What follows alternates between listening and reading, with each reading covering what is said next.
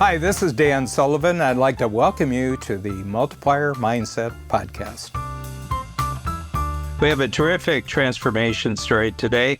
I was very pleased to introduce our great interview with Ken Robinson because Ken is from Rocky River, Ohio. And in May of 1944, I was born in Rocky River, Ohio. So three things really occurred to me from Ken's interview as a financial planner and as an entrepreneur. He's got sort of like a triangle that I can talk about here.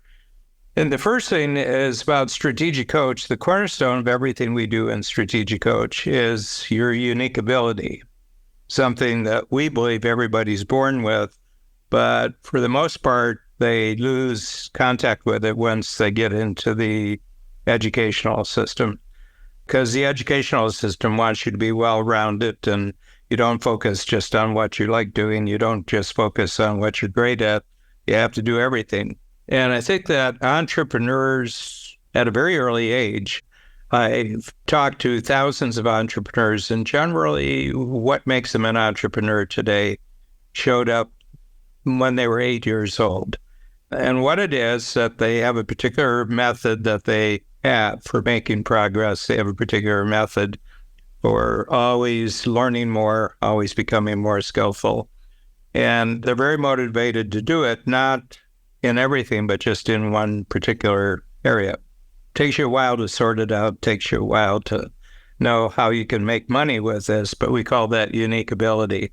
And the story that Ken talks about of knowing he was going to be a lawyer, training to be a lawyer, and going into financial planning is an indication to me how strong his adherence to his unique ability was. And he wanted to be helpful. He wanted to be useful. But even in financial planning, he wanted to do it in, as he says, in sort of a holistic way, where you're taking the person's entire life into account when you're doing the financial planning, when you're setting the strategies and the various instruments that you need to carry out their dreams. And you could just see him light up when he was talking about that. And I find that whatever lights him up right now was lighting him up when he was 8 years old. The other thing, he mentions two other tools, which I think are fantastic and to put together. And one of them is the 4 C's.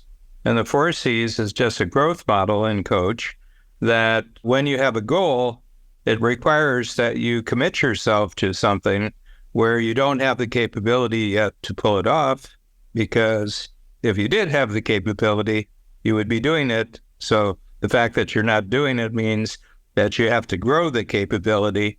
And in order to do that, you have to commit before you have the capability and go through a period of courage.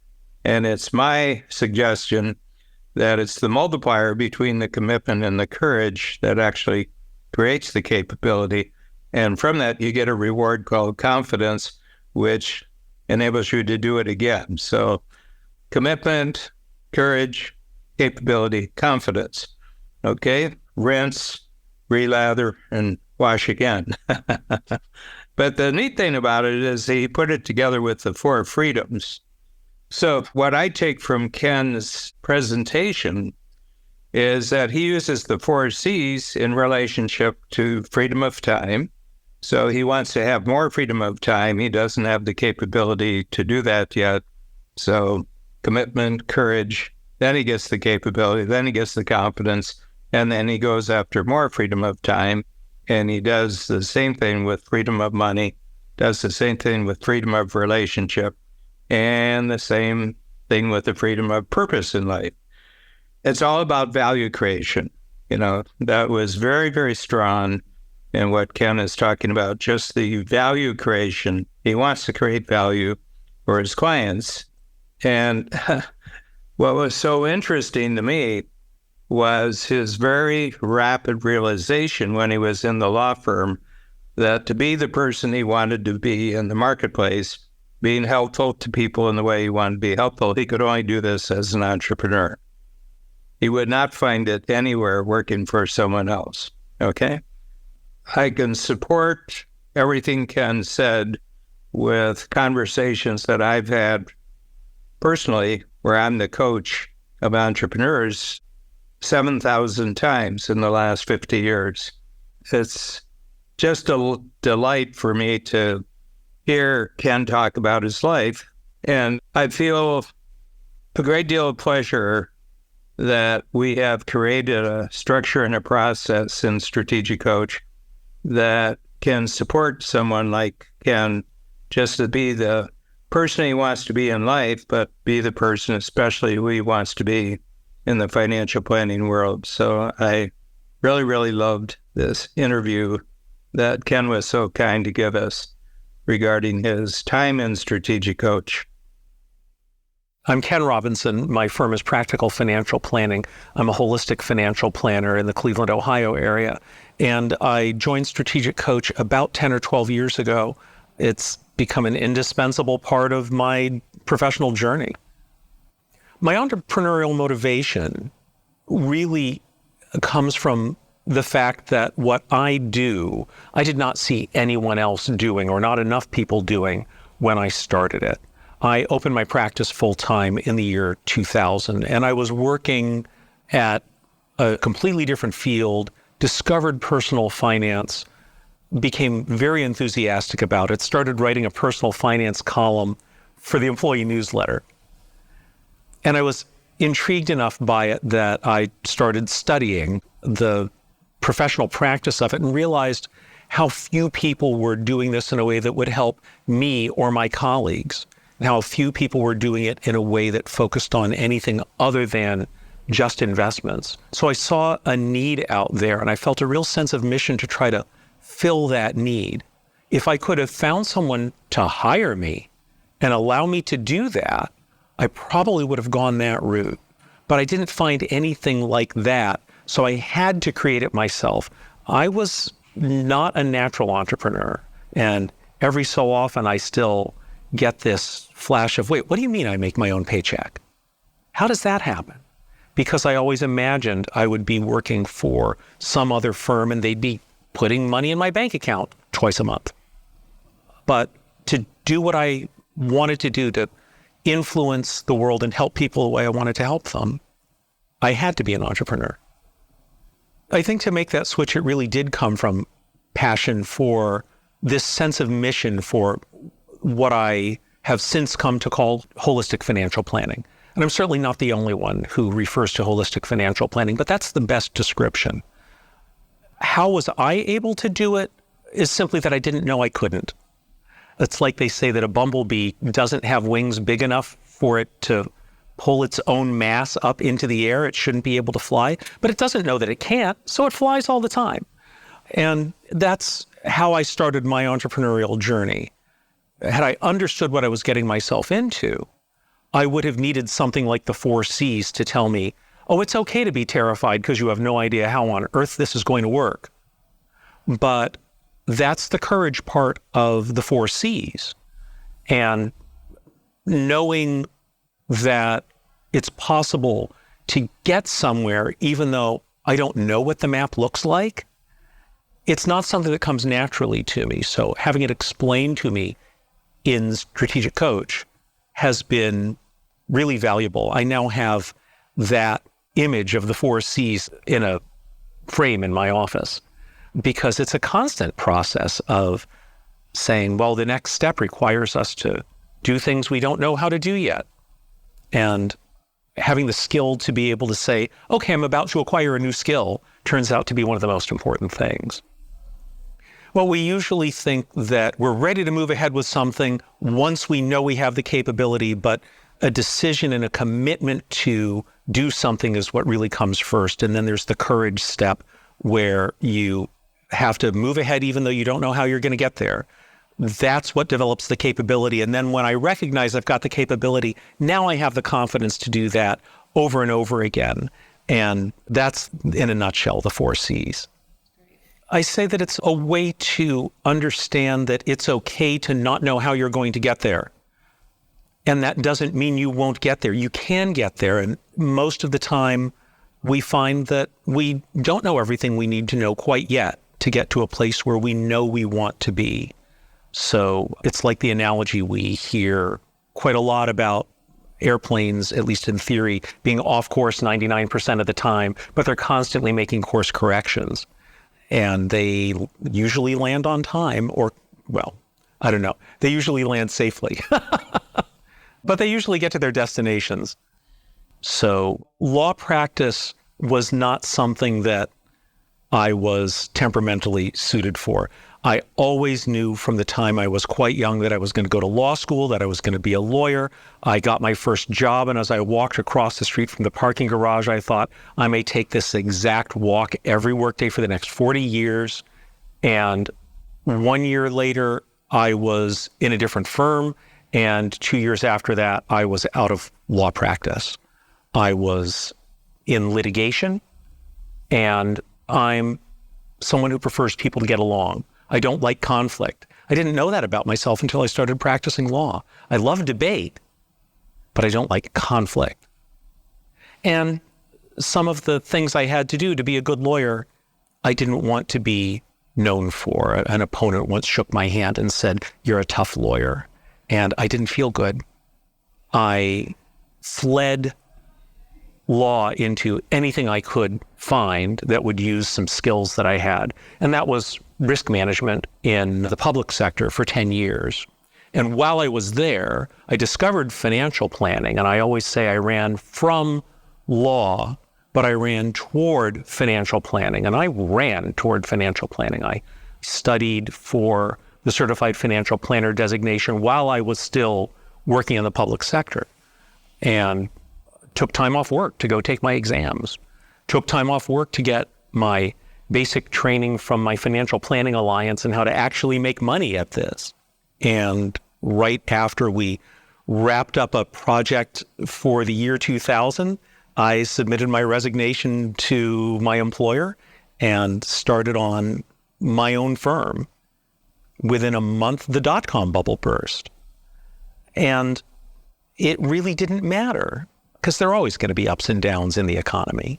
So it sort of doesn't matter that's when I start looking for clients. Turns out maybe it was an advantage, because as some clients are unhappy with the guidance that they've gotten before, maybe they're looking for somebody new. And I didn't have any clients to lose. So I worked out on the better side of that. But it was a journey to figure out what part of the process of serving clients did I like best? What was I good at? What did people appreciate and what would they pay for?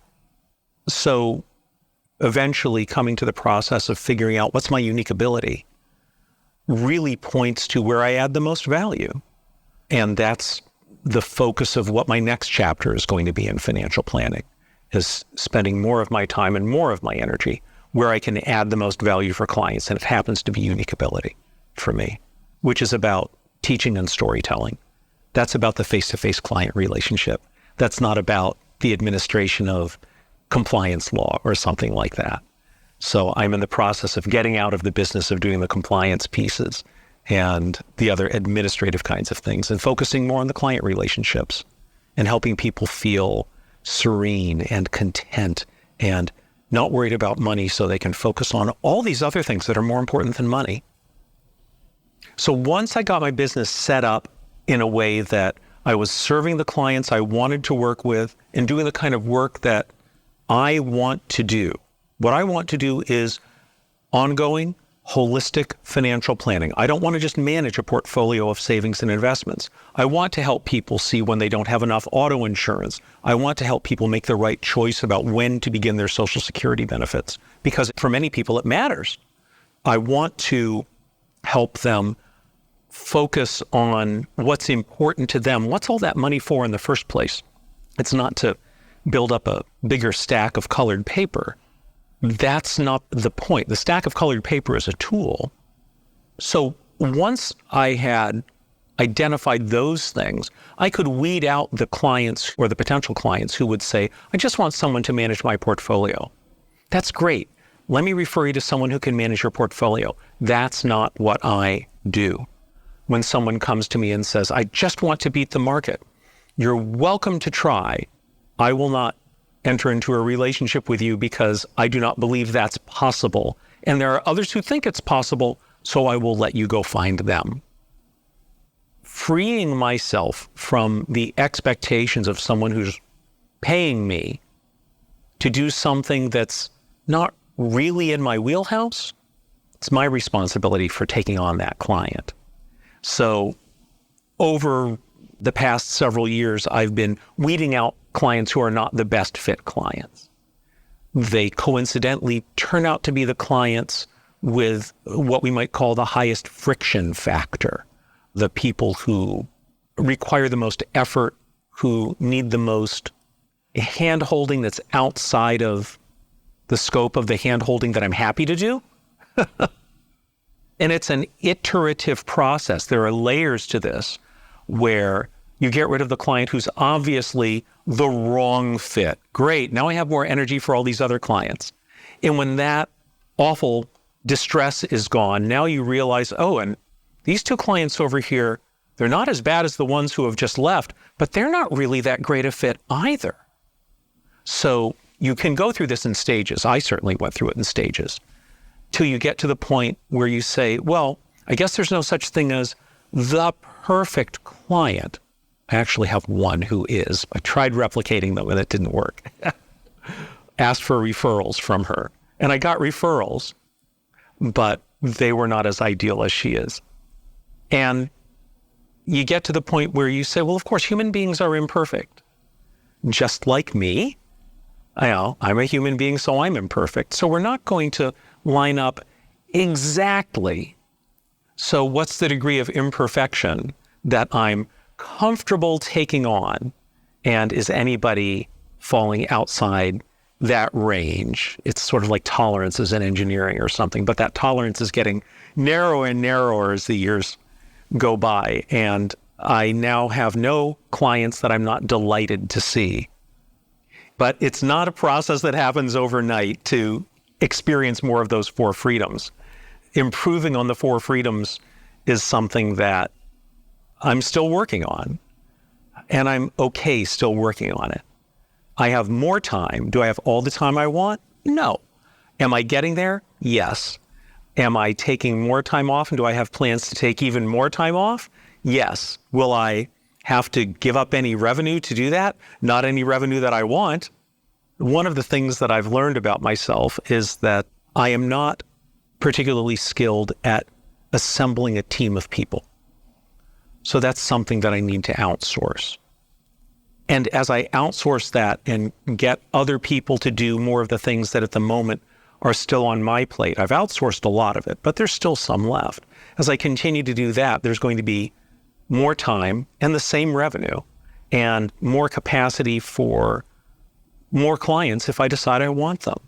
Right now, I'm being extremely picky about new clients, and my expectation is we will intentionally turn away about 80% of the people who come to our door and will attempt to establish a relationship with the other 20%. So if I add 4 clients this coming year, that's fine. I don't think I want to add more.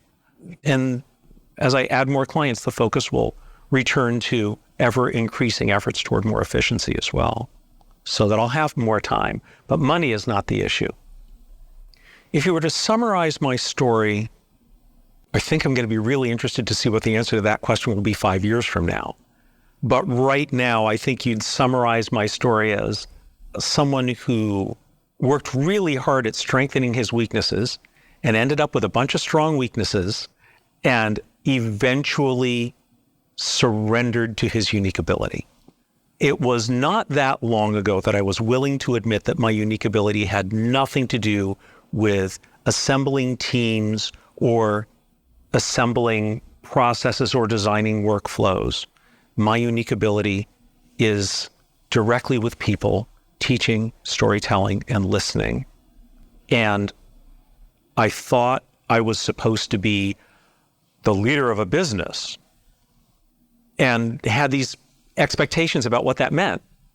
But none of the things about assembling a fantastic team of people are ever going to be my unique ability. Like people talk about their religious conversion as a moment of surrender. I had to surrender to my unique ability. And then the path forward became crystal clear. And it meant that I needed to find a way to have the right kind of collaboration with people whose unique ability is about building awesome teams of people and making wonderful work processes and doing all those things that are not my unique ability. I had a vision for where I wanted my practice to go as I get to what most people think of as retirement age, where I said, I want to scale it down to 20 clients because I don't want to work any harder than that. And now I realize I'd said that because I was still assuming I had to do all the administrative stuff that I dislike. And if somebody else is doing that, I'm fine with the 45 clients that I have. Maybe I'm fine with 50 clients. Maybe I'm fine with 60. I don't know. But if I'm not having to be the chief compliance officer anymore because someone else is doing a better job of that than I ever did, that's part of the adventure that I get to figure out next.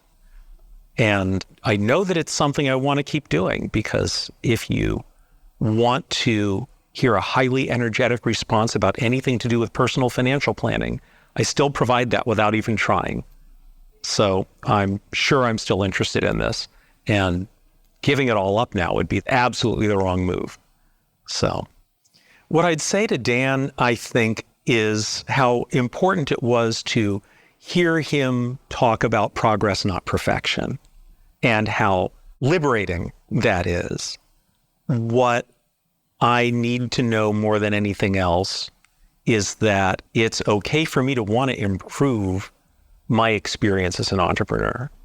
And Strategic Coach makes that easy, because the fundamental tools in the toolkit, they're not something that we need an advanced degree to understand. And that's what makes them so powerful and so practical, because you can look at the tool and with just a little orientation to it, you can use it over and over and over again in so many different situations. And that the insight to say, let's not make this any more complicated than it needs to be, that's what I've needed. If you want to complicate it, I'll believe you. So knowing that the expert has straightforward ways for me to make important decisions and do things like get myself out of the gap, that's been really transformative for me. I can't say enough about my fellow entrepreneurs. They're just such a supportive group. It's something that I can't imagine not being in my life now. So I expect to keep coming to workshops for as long as I possibly can.